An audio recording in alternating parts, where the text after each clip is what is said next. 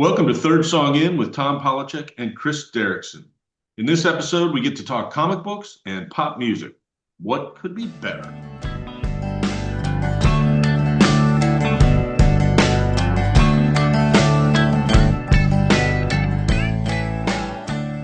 Tim Seeley is one of those slash people. He's a writer slash artist. He's drawn a number of different comic book series, including G.I. Joe, Halloween, Wildcats, and Godzilla versus Chicago, of which I own a copy, by the way.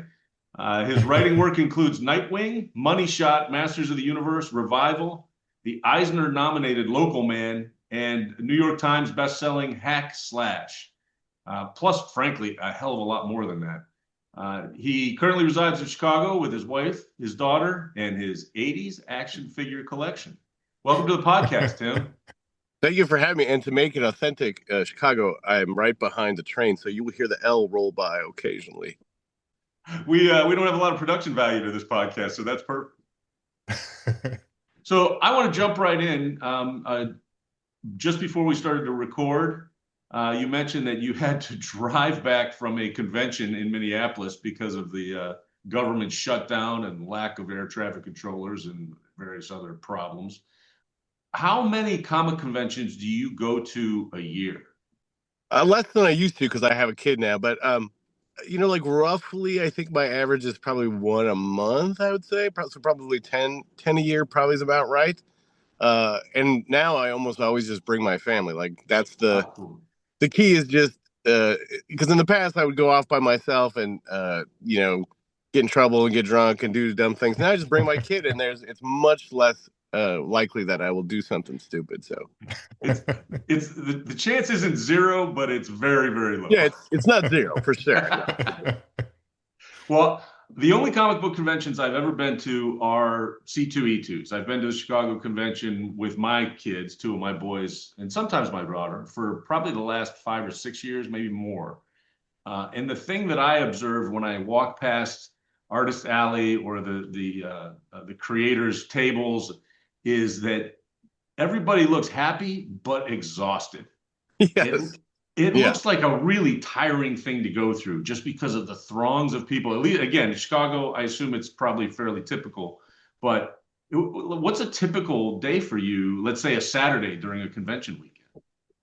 I mean, the thing that why everyone's exhausted is it's all antisocial people being made to be social, which is like number one is, it's just all that extrovert energy having to be put out by people who have no extrovert energy. But and then the other thing is it's just, I try to make a normal work day of like 8 to 10 hours or something.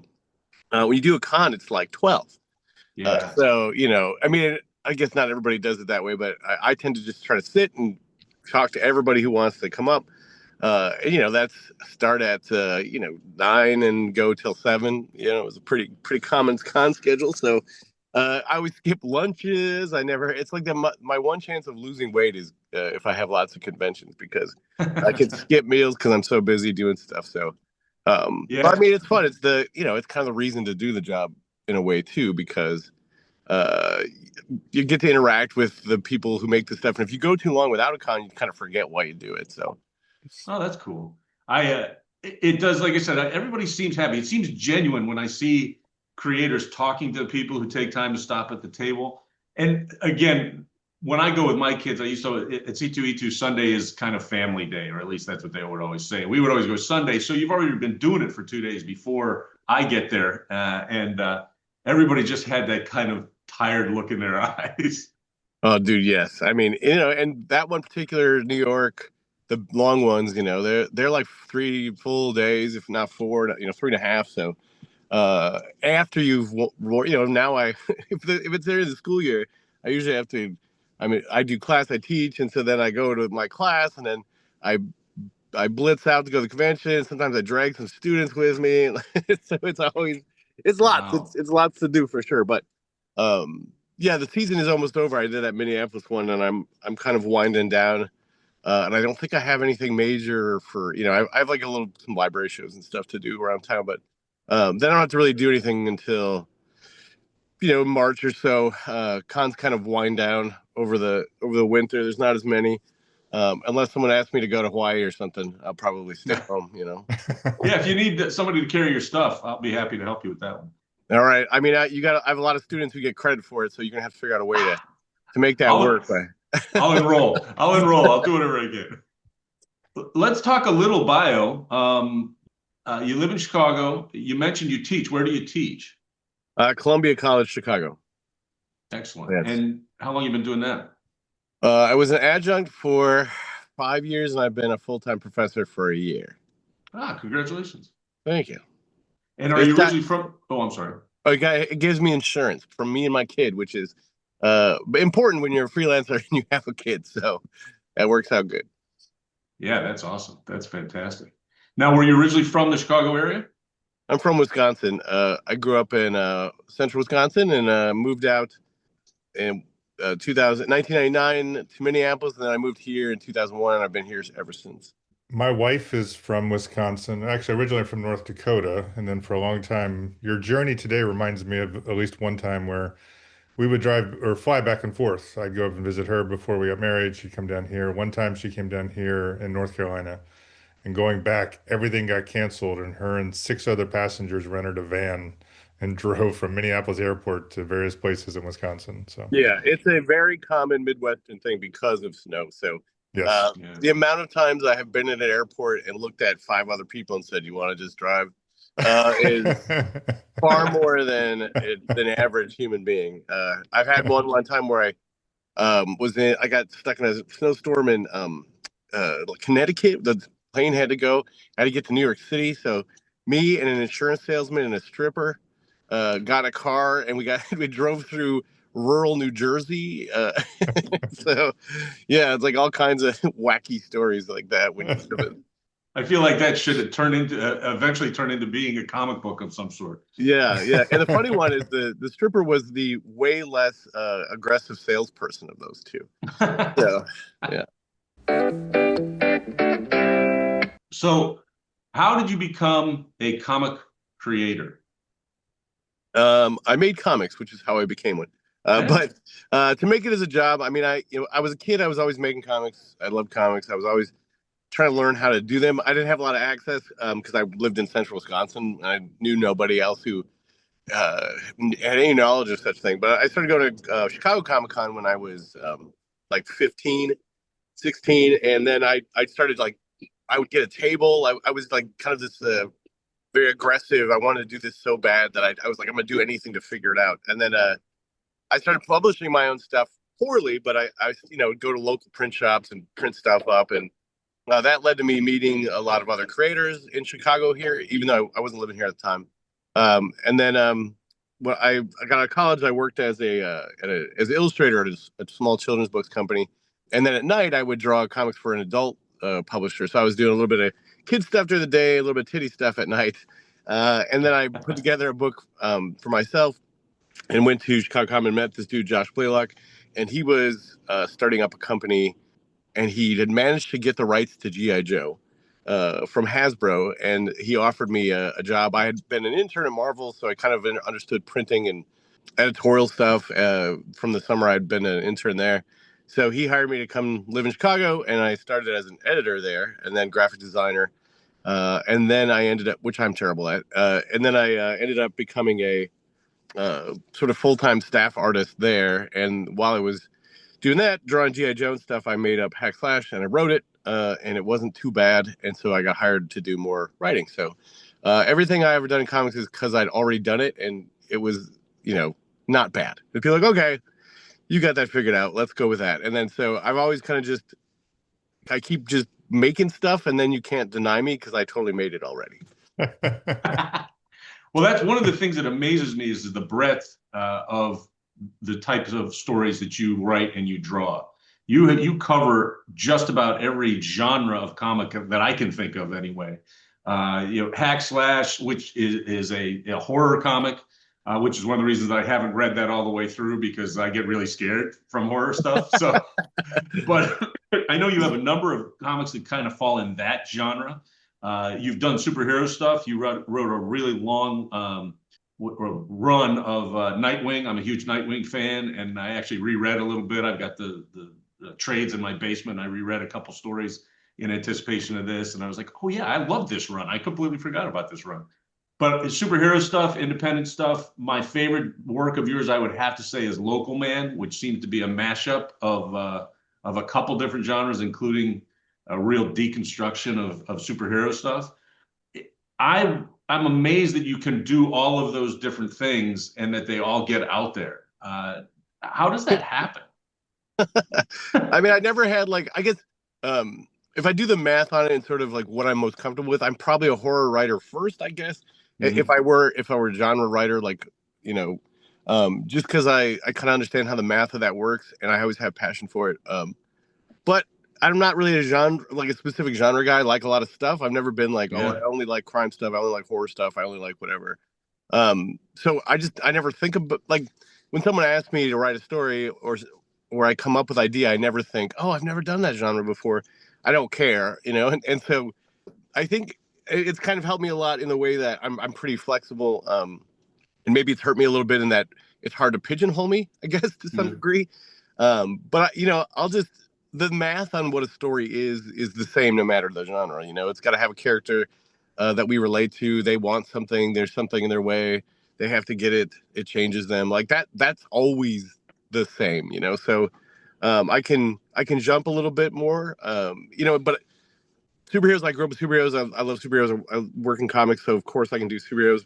But you know, I love westerns. I like doing crime stories. I like doing stuff sometimes that maybe is outside the purview of what always works in comics. But I think it's worth it to just try different stuff and kind of see what sticks. So, For example, Chris, I don't know if you got a chance to look, because I know I mentioned it earlier, but he does a series, and I don't know if it's over now, but there's a series called Money Shot, yeah. which talk about mashups, is I guess a sci-fi slash hard R sex romp.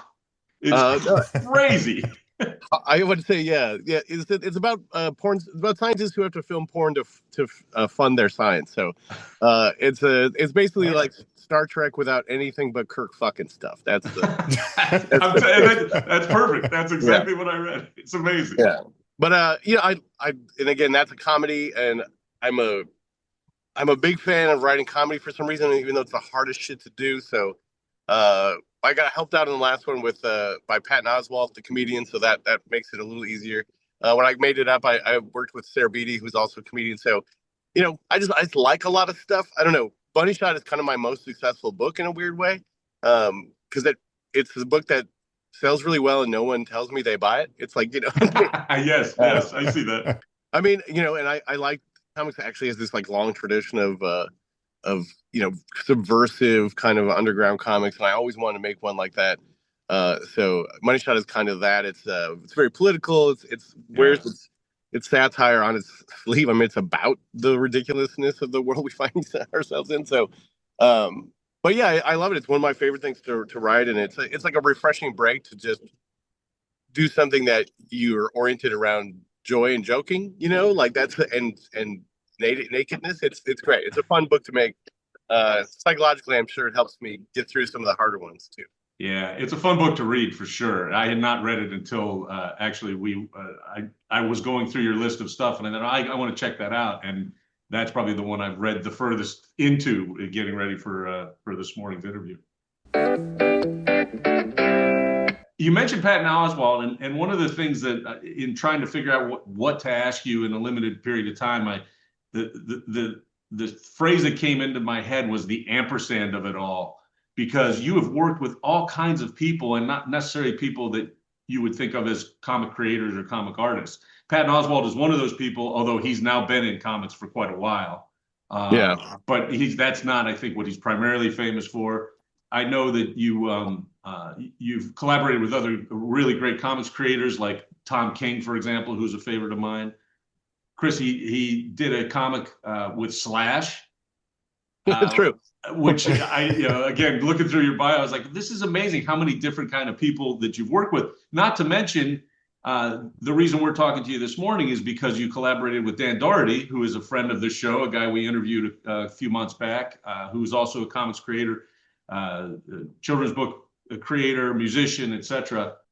That to me seems like a really cool part of the job, but it seems to me that you may have taken advantage of it more than other creators have, as far as getting to work with all these different kind of people.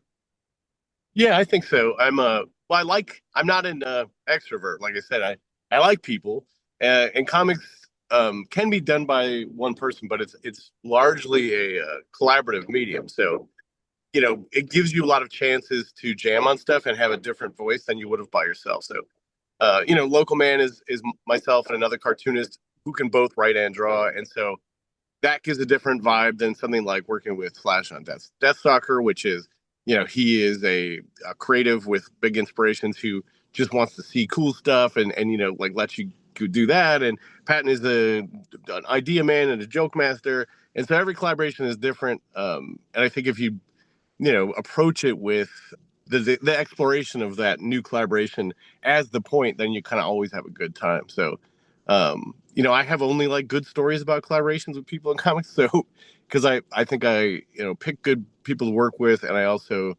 am pretty open minded. I think I know we're gonna have different levels of interaction, different levels of work, and it's all fine by me. I just want to make something different and new.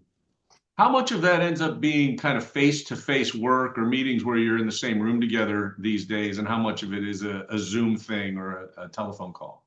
I mean, the ones that I can pull off where I go and we hang out. So Tony and I would meet up. He lives in Los Angeles, I live in Chicago. We would meet up, every few months and work in person for a few days. Yeah, but I'm sure you're not surprised to find like with Slash or something, it's on the it's over Zoom, or Patton's on over Zoom. Sarah B and I would just get on the phone. Tom and I would get on the phone. So I spent a lot of time looking at this glass screen right here. Yes, I figured as much, particularly these days.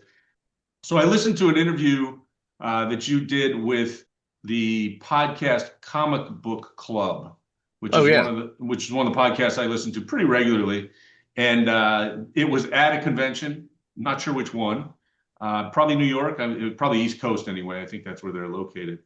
And they were talking to you primarily about your recent work on Godzilla. Yeah. And I imagine it was Godzilla versus Chicago, although is there also an ongoing series you're working on?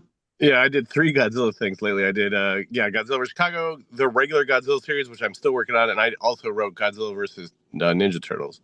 I wrote all 3 of those. So I have a lot of Godzilla lately. Yeah, and that was the one I think that they were focusing on. But you had a very interesting political theory about Godzilla and why those Godzilla comics, why there's so many right now. And I found it really fascinating. And I'm stealing their question, but how do you place that in the current situation we're dealing with politically and socially? Oh, well, I mean, having worked on stuff like horror stuff and everything for a long time, there is trends and you can totally see them. And so, had Flash be a slasher comic, I ended up watching a lot of those films in research, and I realized, kind of doing the math, that anytime you go through like a very conservative political administration in the U.S., then Flash movies become popular. So during the Reagan years, we had this really resurgence of slasher movies, and in part that's because all of a sudden kids are feeling the fear that they will be punished for being teenagers, right? Because their inclination is to drink and have sex and stuff, and so then you start to see their interest in watching movies where they get killed for it, because it's in their I think it's kind of in their minds, the back of their minds, this fear. And I feel like anytime there's a political chaos in a country, or people feeling kind of like things are out of control, kaiju and Godzilla specifically get popular because you are sort of living out this situation where there's inevitable destruction coming and there's nothing you can do about it. But when you watch a kaiju movie, you can it ends, or you can see somebody fight back against Godzilla, or you see it as kind of retribution. You get to be like, the systems all suck and everything's broken. Godzilla, please stomp on this shit, right? Like that's so I think there's and you can feel it's like, why is Godzilla having such a moment? It's like, well, I mean, look at the last 12 years of America and just this sort of, increasing destruction and train wreck of our politics and conflict. And you just want to be like, put a big lizard here, please, and just make this feel better, So I could believe it's a radioactive monster instead of my fellow citizens. I've never been a Godzilla or kaiju guy, but I will admit, after I heard that interview, I went back, I read some of your stuff, I looked at some other stuff, and I thought, you know what, that makes perfect sense to me. That's why I wanted to ask you about it. Yeah, no, it's totally true. It's a weird, and there is always that thing, superheroes kind of always kind of precede or zombies precede always this sort of dehumanization of people, and superheroes always precede this sort of like the crime wave stuff. Like it's always something in culture leads to these things having resurgences. Superheroes are like in between populism and like sort of fear of crime. They're somewhere in between. It's like you have the superheroes that beat up poor people, and then the superheroes that beat up rich people, and you kind of go back and forth between those two. And it's like you can see where they pop up in culture starting in the 30s. Like Superman, big populist character. He beat up landlords and shit like that, and in 1938, and took on Nazis and stuff. It's like, oh, I see where this is coming from. I see where the culture is rising up for this character. All right, so where do vampires fall in that? Because I know you've written some vampire books as well. Fucking. They fall into it. Yep. All right, that makes sense. Yeah. Well, vampires too. I mean, the 80s had a big vampire resurgence too, and you can track that one to the rise of HIV, right? Like all this fear of exchanging fluids and all that sort of stuff. That part. I would also extend the sort of rise of this kind of trad wife conservatism kind of thing about marriage. I'd track that right to Twilight, right? You have this sort of ageless, sexless boyfriend that you can't touch, and he'll never leave you. It's like you can always track the culture too, what's popular. That's you've confirmed, by the way, that I really do want to enroll in whatever class you're teaching, because that's very interesting to me. It'll be a lot of rants like that. So. Yeah.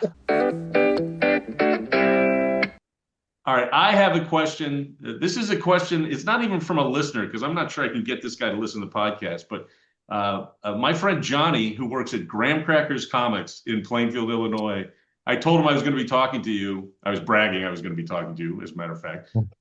And he said, hey, if you get a chance, ask him what's going on with the Hack Slash movie. Oh, man. Yeah. Oh, that's when everybody tweaks me to be like, that's what I figured. Yeah. I mean, I wish I fucking knew. I don't, I sold the rights to Hack Slash as a movie in 2009, I think, 2010, somewhere there. And, well, here we are. It's 15 years later.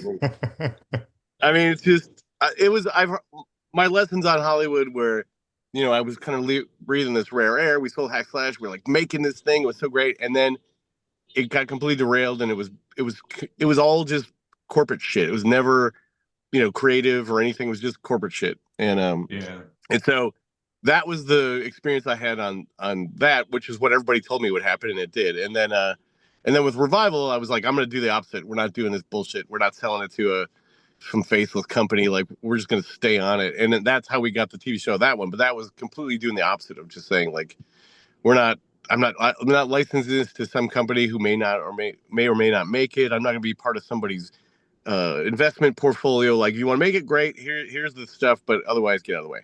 And so that was the education on the business of live action is total shit. So yeah. Wow. Well, especially when clearly all you want to do is tell stories and write them and draw them, and it's tough to have to deal with that. Yeah, I mean, it's just that business is not based around making stuff. That business is based around like a whole bunch of other shit, which is just kind of ruins,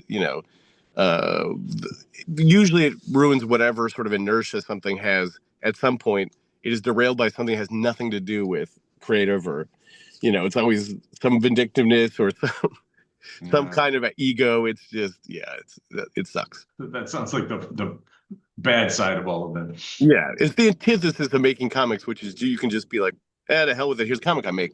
I'm gonna do it. I'm gonna go make one. So when you're at these conferences, or conventions, which we started with, and someone like Tom walks up to you and won't stop talking and asking questions, how long do you give them? And then what's your best strategy for moving on to the next person? You know what? Usually I don't have. I don't have too much of that. I mean, I like when people come up and talk and ask questions like that. I really enjoy that. I I will say occasionally I get like the person who is like fascinatingly awkward because we're at a comic. And like that one is the figuring out the heart out of like, well, great man, thank you so much. Here's a free book. Like that's the usual go to. Oh, I have to remember that. I could get a free book if I'm just a little more awkward than normal. Yeah, by the way, Chris, I can only tell you how many free books I've gotten. wherever he goes, too, it's weird. People just hand him books and tell him to get the hell out of Keep on moving, buddy. Here's a book. it. Here's a book. Yeah, I tend to be the guy that all I ever have the guts to do is say, "Hey, man, I really like your work," and then and then I walk to the next table. That is fine too. So this is actually as good an opportunity as any. I want to make sure that we plug places where people can find you and find what you make. You have a website that is timseeleycreative.com. And then also your Twitter, your X handle is @HackInTimSeeley. Is that right? Yeah, hacking. And then, that's my Twitter. And then I'm on Blue Sky at the same thing and Instagram at Tim Seeley. So that's all I hate social media. I've always hated it, but I have to do it. So I try to limit it to those. I don't do Facebook or any of that stuff. But my website is kind of like a portfolio consultation kind of place for people who, if they want to hire me for whatever weird stuff. Yeah, I actually took a look at the website yesterday, and it's really nice because it really does show the breadth of your work. It shows all the different stuff and gives nice little summaries or synopses of the different comic series that you've worked on, your illustrations, your writings, etc. It's very cool because there's some art in there as well as just a nice place to find everything that you've done in the past. Thank you. And just in case you're driving in your car and can't see this on a screen, Tim Seeley is TimSeeley. Tim Seeley is the best way. If you search that, if you Google that, that site will come up, as well as other information about all of the comics, all of the many comics. Got an extra E in there just to mess with everybody. So for most of our episodes with guests, we invite them to do a playlist with us. That's sort of the core of this podcast, is Tom and I making up shit on playlists. And Tim came up with a really relevant and great idea that's right up our alley, and that's songs about bad times, because we seem to be in some really bad times. And I just followed you on Blue Sky, and I got distracted by somebody's great post about Trump. I probably went on a rant and posted some good rants. Yeah, exactly. So, Tim, we would have you start off. Anything else to add for context on the bad times and music?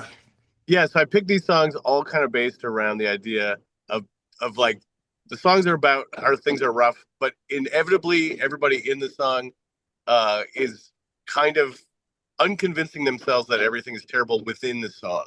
So that's kind of they're trying to be optimistic. We can use all the optimism we can get. That's for fucking sure. No kidding. All right. Do you have your list in front of you? Do you want to kick off with the first song, or do you want us to read it to you? We have your list ready. Do you have it in a specific order? I think the first one I picked, I got Baby Huey, Hard Times. That's a great one. And then I have Nick Cave and the Bad Seeds with People Just Ain't No Good. And I got, let's see, Doomtree, The Grand Experiment, and Gunship with a cover of Tears for Fears, Mad World.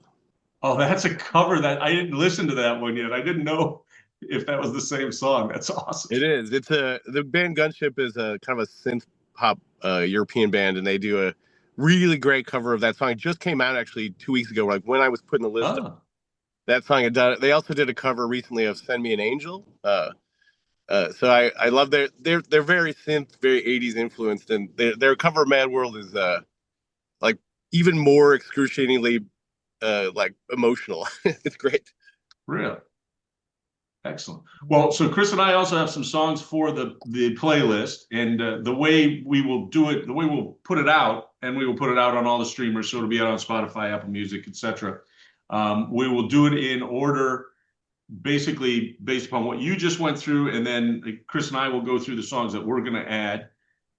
So just to kind of may give the listener a context. So the very first song is Hard Times by Baby Huey, which Tim just picked. And Chris, what's your song going to be? So I went back to a former guest of ours, Matthew Grimm, his song from the album Dumpster Fire Days, which was 2020. So long, good luck, and fuck you. It's just a, it's calling out what's going on, all the hypocrisy that's going on, and basically it's like if you can't even, be good to your neighbors, so long, good luck, and Love fuck it. you. Yeah. Yeah, by the way, Tim, if you're looking for somebody to listen to who may have a similar mindset or philosophy, Matthew Grimm is that guy. Right on. He was the lead singer for a band called the Hang Dogs. He's been around for 25 years or so. But Yeah. particularly his solo stuff and the late Hang Dog stuff, very political and very also just awesome songwriting and great music.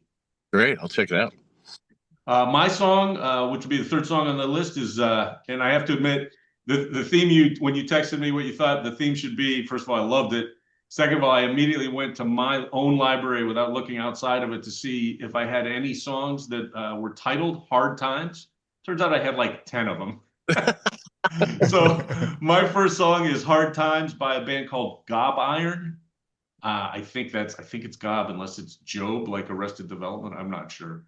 But Gob Iron, it was a weird Americana supergroup that included Jay Farrar from Sun Volt. And it's very kind of old blues feeling. And it's really a cool song. It's very, very low tempo and kind of drony, but it's kind of classic Jay Farrar. So my song is Hard Times. And the fourth song on the list then will be People Just Ain't No Good, as you said, by Nick Cave. Which is a great song. Love that song. And then I found my own song entitled Hard Times. Which is funny that we didn't even talk about this, but one of my favorite bands, The Devil Makes Three, they reissued their latest album called Spirits. It's just a classic. Times suck and no one can afford to do anything. I think one of the lines is they pay us in dimes and charge us in dollars. Great. That's a great line. Yeah. And number 6 on the playlist is a song titled Hard Times. I did want to get just like a classic blues song on this list because that's what classic blues artists were always writing about. Bobby Rush from an album that came out in 2020 called Rawer Than Raw. Bobby Rush he's a well-known blues artist. Spent a lot of time in Chicago, but originally came from the South, and it is just one of those classic blues talking about how the man had us all down. Which then, what was next, Chris? Doomtree. Doomtree. I know it's Doomtree because they're marked on my YouTube. I'm going to listen to them as soon as this is over. It's a super group out of Minneapolis, St. Paul area. A bunch of rappers from there got together. They do stuff. It includes Dessa as the main artist there. But it's great. It's sort of the history of humanity contained from the beginnings till we blow ourselves up with nukes. It's great. It's great fun. I can't wait to listen to these songs. I did not get a chance to listen to any of them except for People Just Ain't No Good before the show. So I'm looking forward to it. Which takes us, to 8? Yeah, and I don't know how much, I haven't plugged this band before, I don't think. Lee Baines and the Glorifiers, they're out of Birmingham. He just does I think you might like him, Tim. He has a song called Battle of Atlanta, which is cool. It's very rooted in the history of the South, inequities, history of slavery, just really good stuff. And I love his delivery. It's hard rock, but it's not quite rap, but he's got a way that it just flows. He sings a little more differently than anyone else I listen to, but I went with his song called Done Playing Dead. And one of my favorite lines is it that we're cursed or that we're blessed, that when we're backed in a corner is when we fight our best? And this is just good stuff. Yeah, I really like him a lot. He has less than 1,000 followers on YouTube Music, which is right up my alley. But I would definitely encourage his stuff. He's good. I actually changed my quote. He has a song called Lizard People, which I wasn't going to use, but I just decided to use it for my Loft of Wisdom quote based on the discussion around lizards stomping shit. So Awesome. That's great. So my final pick for the playlist is a song. Just so you know, there's a song called "Harder Times" that I almost put on the list, but it's by a Tejano performer. It's got to be 20 years old, and I couldn't find it on Spotify. So we try when we pick songs, we do try to check to make sure the listener can actually hear it. So I didn't go with "Harder Times," even though it's a great song.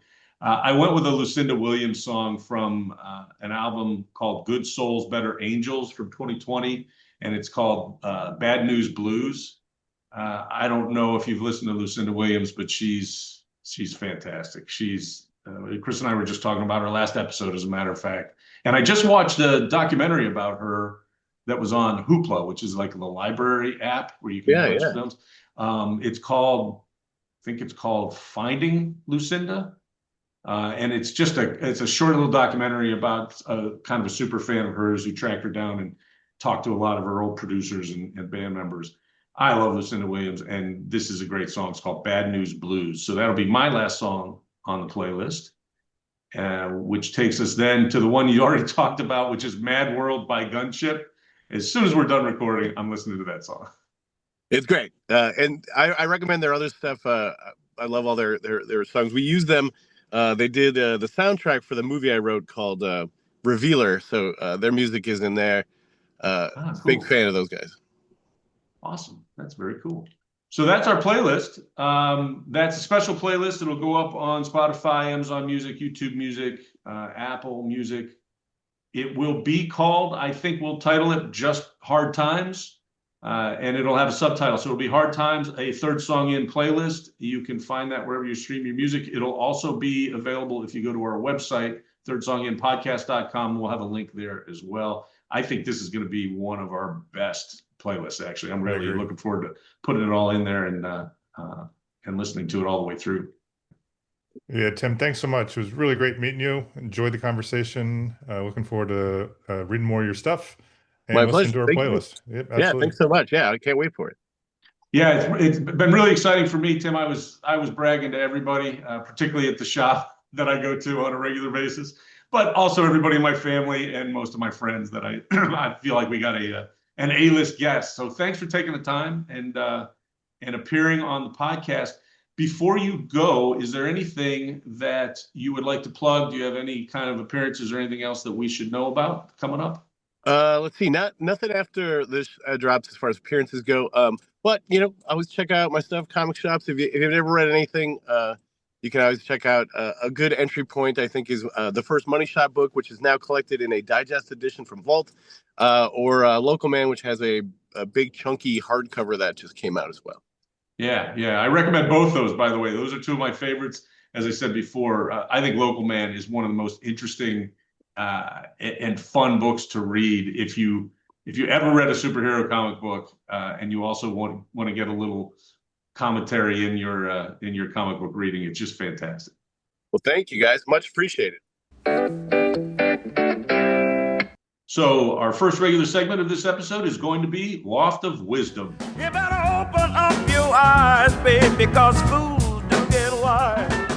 Loft of Wisdom is where Tom and I add enlightening quotes to a virtual bed loft. Tom and I had one in college.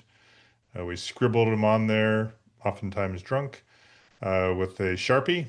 And then when we moved out, we forgot to take the quotes with us. So we now have all the quotes that we've done since was the end of season 7.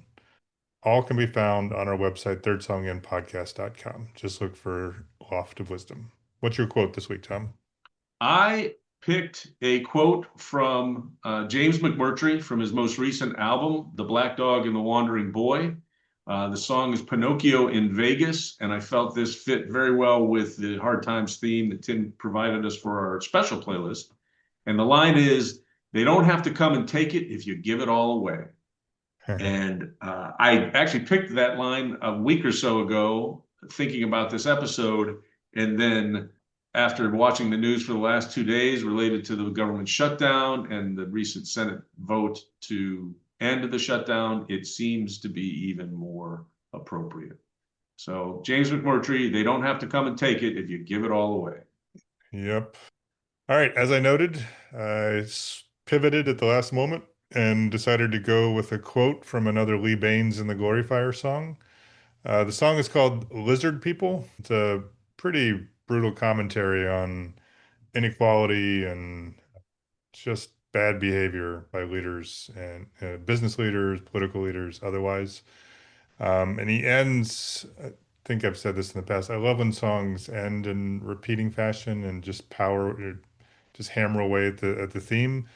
And the ending or couplet of lines is, everybody's good, everybody's evil, but why does it pay to play like lizard people? So this whole idea of just playing the system, screwing everybody over. And I had to look up what lizard people are. I didn't realize there's this like whole conspiracy theory out of some dude in England about that we're actually run by lizard people, but I don't think that's what Lee Baines was talking about. I think he's just That's talking funny. about bad people. I've heard reference to that too, and I kind of, like it's like some kind of plot of a sci-fi Yeah. movie or something. It actually sounds like something that Tim would write about. Yeah, exactly. Not something that anybody would give any credence to. It's like, Yeah, I will tell you, and this is just kind of a weird place to insert this, but he writes about everything. I could have asked him questions about the creative process for 2 more hours because I feel like he just has ideas exploding out of his head constantly. But I didn't want to act too fanboyish. But holy cows, he is creative and prolific. All right, and that's going to take us to post facto. It's a mistake. It's a mistake. Yep, post facto is our opportunity to correct errors if we've made them, follow up on earlier thoughts or ideas that we talked about in previous episodes. And in this episode, I don't think I have anything to correct, which is, a nice change of pace. Do you? No, and Jope hasn't messaged me yet, so I'm still waiting to see, but I don't think I do. All right. Well, I did, since we don't have anything to correct, I did want to follow up on a staff pick I made a couple episodes ago. The show The Lowdown on Hulu. I mentioned it. I had watched 2 or 3 episodes and recommended it highly as my staff pick. Dawn and I finished watching the whole first season, and maybe only season, by the way. And we just finished it last night. And that show from episode 1 through the final episode is outstanding. Ethan Hawke is amazing. The supporting cast is amazing. The story is really interesting. It's got this real noir feel. We talked before, it feels a little bit like a Coen Brothers film. I recommend it highly. I checked to see if there's going to be a second season, and I can tell you that the creator of the show and Ethan Hawke, who is an executive producer, both would like to do another one, but nothing's been confirmed. And they wrote it and presented it so that it could be just a limited series. So it might be just a one-shot kind of deal. And that would be even more reason to watch it. So check out The Lowdown on Hulu. It's basically just a staff pick, part deux for me. But I did finish the whole thing, and I stand by my earlier recommendation. What a great show that is. Yeah, I've still only watched the first episode. You're way ahead of me, as always. Better and better, man. You will, and I love the finale.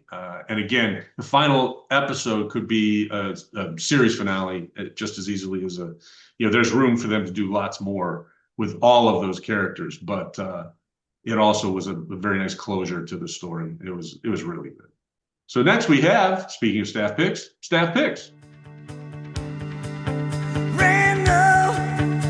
Just around the corner from you. Staff picks. This is where Tom and I make recommendations just like they used to in the old days when you go into a video store, DVD store, record store, CD store, or a TV store, where they'd recommend Where they sell TVs? where they'd have a board where the staff would recommend new stuff. So Tom and I would recommend new music, new movies, new TV, with the caveat that sometimes we'll just recommend something that's new to us, not necessarily new to everyone else. So what do you got this week for staff pick? I've got an album that just came out in 2025 by a guy named Benjamin Dakota Rogers. The album's called This Old Way. And actually, I got turned on to Benjamin Dakota Rogers through my son Jake, who just texted me a Spotify link to one of the songs from this album. This guy, I really like it. He's not breaking new ground or anything like that. It feels a kind of mashup-y to me. So he has a Nathaniel Rateliff feel. He's got a real bluesy sound to his voice, but he's a little more country and a little less soul than I think Nathaniel Rateliff is. He is, by the way, Canadian, so I'm sure you will listen to him very soon. And really, he definitely owes a lot of influence, I think, from the band. A lot of the songs have a kind of the band quality to it. You can tell that he listened to a lot of the band before he, struck out on his own. Anyway, the album's called This Old Way. I really like it. I think it's just a solid Americana type of album, although it is from Canada. Yeah, I can't believe you beat me to a Canadian band. I've never I heard know, of I the was dude. shocked. I was shocked. That's one of the reasons I had to pick him. I'm kind of annoyed, but I will check him out only because he's Canadian, not because you recommended him. All right. Fair enough. I'm going. This one won't surprise you. Half of it will surprise you, or maybe a third of it will surprise you. It's a cover of one of the greatest songs ever, Desperado's Waiting for a Train. The primary artist is a guy named Andrew Combs. He does a song that I love called Too Stoned to Cry. If you don't know that one, I would check it out. But he just issued this cover of Desperado's Waiting for a Train, and he does it with none other than Rodney Crowell. I found a way to get Rodney Crowell back in there without just doing a Rodney Crowell song. Yeah, that's the addition of Rodney Crowell makes it about a 37% surprise for me. And it's cool because Andrew Combs, I don't take him as any sort of outlaw type or even country type. He's just definitely more of a singer-songwriter type, but he must have sought out the great Rodney Crowell to give him some cred. So Actually, if I really, really wanted to piss you off on a staff pick, I would have to pick a Rodney Crowell I song that you know, never heard. That'd piss you off even more than a Canadian. It would. Maybe a Canadian who covered a Rodney Crowell song. You'd lose your shit. All right. Our next segment is our favorite part of the podcast, our playlist picks. Chris and I each choose a song to put on the season-long playlist. This playlist is currently out as third song in season 10. And we each try to pick a song that we feel like generally that fits with either the guest or the theme of the episode. And I think in this particular case, we both kind of hit it right on the head. So I went with an artist that I know I've recommended at least one of his songs. I think it's called Trucker's Love Song, something like that. It's Lincoln Durham, who sings some of the most depressing stuff you will ever listen to, which is a shock that I listened to him. But I really, really like his stuff, and I really like his latest album, which is called Resurrection Thorn. And the title fits perfectly with everything we talked about today, Miserable Days. Yes, that's perfect. It's just in line. It's a little bit more focused socially. He's pretty open about his battles with depression and other things, and oftentimes it's a little bit more inward facing. Miserable Days is a little bit more looking out and just seeing what rough times we're going through, and nobody's better to sing about miserable things than Lincoln Durham. My pick, along a similar vein, although probably slightly more optimistic than Lincoln Durham, is the song Hard Luck and Circumstances by Charlie Crockett from $10 Cowboy, which came out in 2024. It's weird. I don't think either you or I have ever talked about Charlie Crockett on the podcast, but I'm a big fan, and I kind of assume you like him. Have you listened to Charlie Crockett? Only a little bit. He is more classic country than he is Americana. He doesn't have that kind of, harder edge, I guess, that I know you seek out and I tend to seek out. But he's got one of the most unique country voices I've ever heard. He does. Yeah. And he's really been prolific over the last 5 or 6 years. I think he's probably put out 2 or 3 albums. And I love his voice. even though the songs themselves are a little more kind of straight country than what I normally listen to. But Hard Luck and Circumstances, if you haven't heard it, you really should. I think you'd like it a lot. Yeah, I just need to dig in and listen to some of his stuff because he's incredibly well respected. He's often recommended. And I know you've put some of his stuff on playlists that we did before the podcast. I'll just have to, like I said, I got to drive into work here in a few minutes. I will listen to Charlie Crockett on the way in. Yeah, listen to that album. I really like that album. $10 Cowboy is very good. All right, that brings us to the end of our Tim Seeley episode. Tom, do you want to take one more pass at where you can find information on Tim? Yeah, look for Tim and Tim's work at timseeleycreative.com. That's TIMSEELEY creative.com. His Twitter and Blue Sky handle is Hackin Tim Seeley, HACKIN Tim Seeley. Look for his stuff. I looked through his website. It really does give you a nice picture of all of the different kinds of work he does, all the horror comics. I didn't see any pictures of the superhero stuff he's done, but he's done a lot of really good superhero comic work if you like that kind of thing, as I do. But again, and I'll just plug for him just because I love it so much. I think that Local Hero is one of the coolest kind of independent comics that you're going to find on the stands these days. That comic Money Shot is hilarious, man. You've got to read at least a couple of those. I only read about like 3 issues, the very first 3 issues, and it's absolutely insane. It's basically alien, like humans involved in porn with aliens, and it's not X-rated, but it's hard R for sure. Anyway, we really want to thank Tim for showing up. I was so excited and surprised when he said that he would be willing to do an episode, and I couldn't be happier. I thought it went really well. Yeah, and this shouldn't matter, but Tim just seems like such a cool guy. The more you can support people like him, both for his creative talent and also for just being a really good dude from everything that I've seen, especially some of the people he works with. So I would say that shouldn't always matter, but it sucks when you find out you're supporting someone who isn't such a good guy, and we're lucky to get people like Tim on the show. Yeah, for sure, for sure. And again, I should give a shout out to Dan Doherty because speaking of good guys, I never would have met Tim without Dan, and it was a lot of fun for me to talk to somebody who has created all this stuff that has brought me enjoyment. And as you said, who also seems to just be a decent guy trying to do good work. Exactly.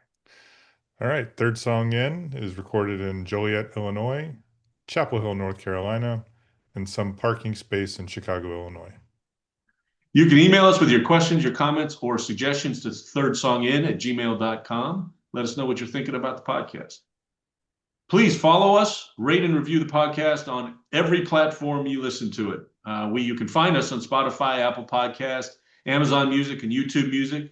We're now on Pandora. We're on Overcast as well. All of those platforms allow you to rate the podcast, and we would ask you to give us all your fucking stars. There's no reason to wait. We're getting to the end of the year, it's end of the fiscal year, so we need all of the stars that we can get. So please rate us, download the podcast, share it with whoever you can, and tell people about it. We really appreciate it. You know what's most important about that? What's Is that? you can't take your fucking stars with you. Yeah, Just a give wise them man once said that. In addition to rating the podcast, we'd appreciate if you go check out our playlists. We just created a new one with Tim. We're going to call it something like Hard Times, and Harder Times. I think that was Tom's songs, or was going to be your songs. I like that as a title, actually. That's excellent. Yeah. So listen to find our playlists, listen to our playlists, and share our playlists. You can find them fairly easily by searching for Third Song In. That's included in all the titles, including the special playlists. How else did you say that we get? Oh, you can also find them on our website. Jeez, so I did the website or anything. Yeah, I don't know. Are you familiar with the website, Chris? I think I'll direct you to it at some point. Where am I? What is this show? Where? Hello? Who's that? Yes, I will update the website to make sure that all the playlists are available there. Also, we were told, particularly on Spotify, if you search T Polachek, you can find all of our playlists. That's my username on Spotify, and apparently, for some reason, that's an easier way to find the playlist as opposed to just typing in Third Song In. As Chris said, we always have links to the playlist, the special playlist, and the season-long playlist on thirdsonginpodcast.com. We have a social media presence of a sort. We have a Facebook page. We have a Blue Sky account, Instagram. We try to post show-related stuff, but we also try to post links and information about all of our past and future guests.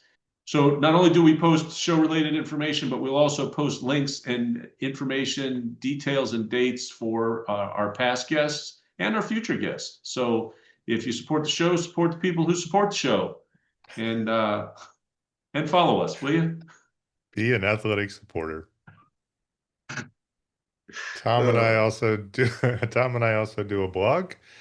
We take turns publishing one each week, and you can find it on our website, thirdsonginpodcast.com.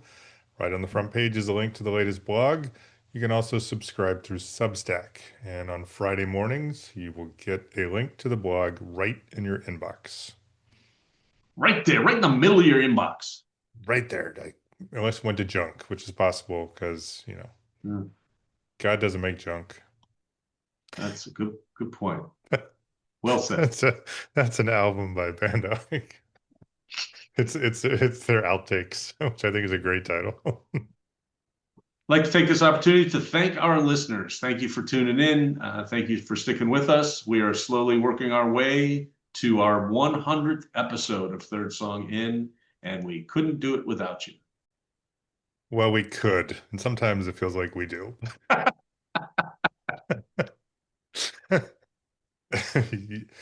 You've been listening to Third Song In with Chris Derrickson and Tom Polachek. Thanks for listening.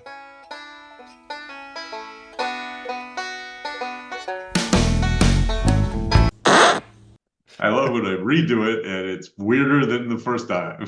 All right. Quit fucking around, okay? I got shit to do here. I know you do. You can find us. Dude, you started to laugh, not me. I know. I did. I got it. Hello? Who's that?